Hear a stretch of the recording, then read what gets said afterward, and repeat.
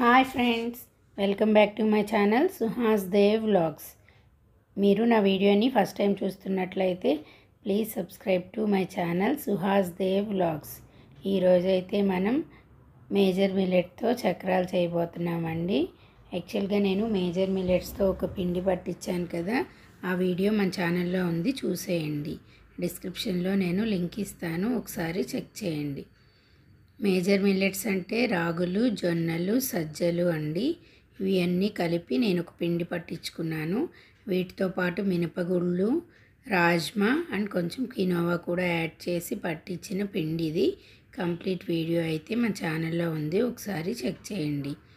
అయితే ఈ పిండితో నేను దోశలు వేయాలి అనే ఉద్దేశంతో పిండి పట్టించాను. కానీ ఒకసారి చక్రాలు చేద్దాము, ట్రై చేద్దామని ఈరోజైతే ఇలా స్టార్ట్ చేశాను. చూడండి, అది 100 ml గ్లాసు. ఆ గ్లాస్తో నేను 3 గ్లాసుల పిండి అయితే తీసుకున్నాను. జస్ట్ ట్రయల్కే ఎలా ఉంటాయో చూద్దాము అని. సో 3 గ్లాసుల పిండి తీసుకొని దానికి సరిపోను సాల్ట్ యాడ్ చేయాలండి. అంటే 1 స్పూన్ సాల్ట్ పడుతుంది, మరీ స్పూన్ ఫుల్గా కాదు, చూపించిన విధంగా. 1 స్పూన్ కారం, కొంచెం వాము, అది కూడా 1 స్పూన్ వాము, కంప్లీట్ స్పూన్ కాకుండా 3/4 అనుకోండి, అలా స్పూన్ వాము కూడా యాడ్ చేసుకొని 1 స్పూన్ అయితే వెన్నపూస వేసానండి. వెన్నపూస లేని వాళ్ళు మన నూనె కాసుకొని పోసుకొనవచ్చు.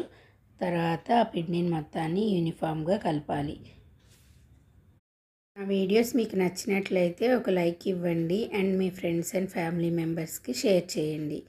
అయితే నేను ఈ పిండిని వేడి నీళ్ళతో కలిపానండి. వేడి నీళ్ళతో ముద్ద చేసుకున్నాను.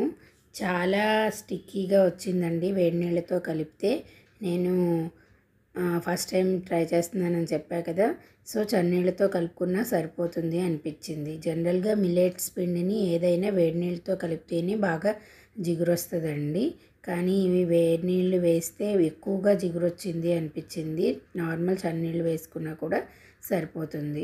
సో ఇదంతా పిండిని బాగా కలుపుకొని ఒక ముద్దలాగా, చపాతీ ముద్ద చేస్తాం కదండి, నార్మల్గా మనం చక్రాలు చేసినప్పుడైనా ఒక ముద్దలాగా చేసుకుంటాం కదా, అలా చేసుకోవాలి, పక్కన పెట్టుకోండి.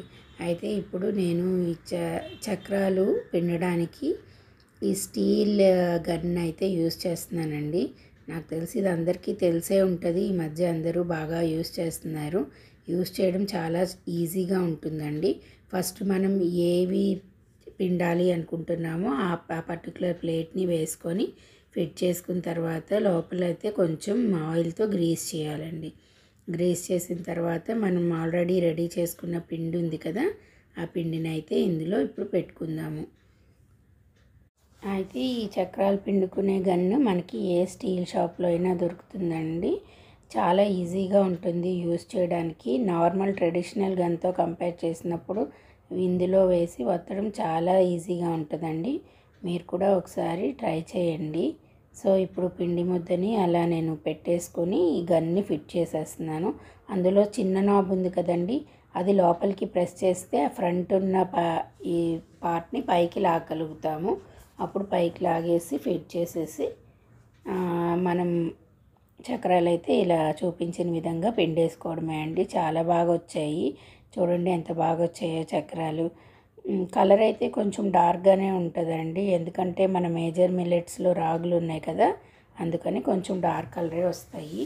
సెకండ్ టైం పిండినప్పుడు అయితే నార్మల్గా పేపర్లో కాస్త చిన్న చిన్న జంతికల్లాగా పిండుకొని ఫ్రై చేశాను, ఎలా వస్తాయో చూద్దామని.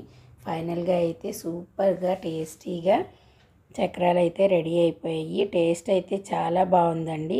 కొన్ని చేశాను కదా, చేసి అలా టేబుల్ మీద పెట్టానో లేదో ఆ రోజే మొత్తం అయిపోచేశారు, అంత టేస్టీగా ఉన్నాయండి.